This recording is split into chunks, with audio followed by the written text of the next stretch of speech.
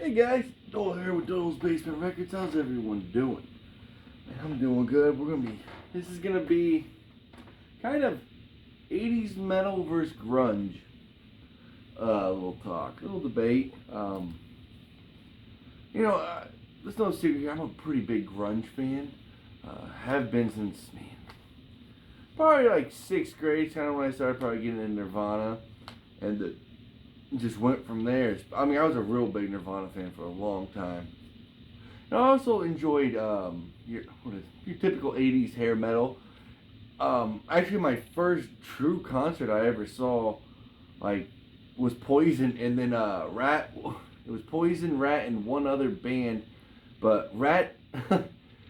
The lead singer didn't show up, man. The first band, man, it was like they were real famous for the song called like "When the Children Cry." They performed, and then they're like, "Yeah, sorry, the lead singer from Rat is nowhere to be found." So Poison will be up next. Man, I was stunned how well of a live performance they put on. They put on one hell of a show. But I've never seen. Of course, I've never seen any grunge live. I'm 30. I'll be 34 on Halloween, so you know, shit, when grunge was really just bursting on the scene, I mean, I was like 3 years old, just a few years old. But, I was looking, I made a little list of, the 80s hair metal, and then some grunge. Now, I do not consider Guns N' Roses hair metal. I never have, I never will. Some people may, I don't. I know like Axl on like a few of their songs, he wore a little bit of makeup, but they never all dressed up like girls. They kind of, with the spandex, all the makeup, the hairspray. I know they have, believe me, I've seen pictures of it, but, they didn't rock it full time. When they kind of bust on the scene, they were kind of like the leather jacket kind of guy, kind of tougher. They look tougher than your typical 80s hair metal. I mean, look at the guys from like Poison and Motley Crue. I mean, oh my God, that one album covering Poison. I mean, you can barely tell that they're guys. But all right, so I'm gonna name off some of the 80s hair metal bands. We got Motley Crue, Rat, Poison, Def Leppard, Warrant, Twisted Sister, Cinderella. You got Wasp, Scorpions, Whitesnake, of course, Skid Row, and I think was it Dokken or something. There's other ones, of course, and then you got the grunge bands. Nirvana, Alice in Chains, Soundgarden, Stone Temple Pilots, Pearl Jam, Mudhoney, Candlebox. There's even Hole, Mad Season for that one phenomenal album they did. And I some people don't consider Smashing Pumpkins early kind of grunge. I am. Like, well, that's just alternative music, man. You listen to those albums in the '90s, man. For me, in my section, in my category, Pearl Jam. I'm sorry, Smashing Pumpkins goes in the grunge section. That's me. You can do whatever you want.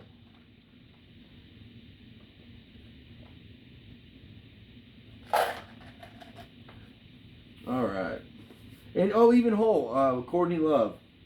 I mean, they were very popular. Um, Man, I mean, I'm not dissing one or the other, but if I had to pick which side I like, there's no debate. It's grunge by far. I the voices of between like Lane Staley and then Chris Cornell's voice, you just can't beat it. Man, those two guys' voices are just so unique. The lyrics were unique. I know it's dark, and a lot of those 80 hair metal guys are like, man, it's all depressing. Yeah, I agree. It definitely can be. It's like, God dang, what? Kick on something that upbeat and kind of gets you going, gets you happy, not all depressed. Which is nice about the 80s hair metal. Of course, some of them has that one big hit where they do the ballad, but a lot of the other ones are they're upgoing, upbeat, having fun, drinking beer. Having sex and stuff like that, man, and having a good time. And I'm not saying not all the grunge music is kind of a lot of it can be upbeat, but some of the lyrics can get it's like, oh boy, especially some of the Alice in Chains lyrics, man. They're very dark, personal. You can get stuck in that box. No point intended, as as the song Man in the Box. But man, you can get stuck in there. But I couldn't even tell you the last time I actually put on an album that's hair metal. I know a lot of people don't like that term too. I know I'm making some of you folks mad out there. It's just metal, but you know what I mean. They got their own little category because I know a lot of people don't like that. But man, like I said, I'm on the grunge side. I still listen to a lot of grunge records still to this day. I mean, I listened to, what was it? I just listened to all the Nirvana albums probably in the last month or so. Most of them at work, and then I just got the Nirvana boxes, so I've been going through that one. And I still I love Alice in Chains MTV Unplugged.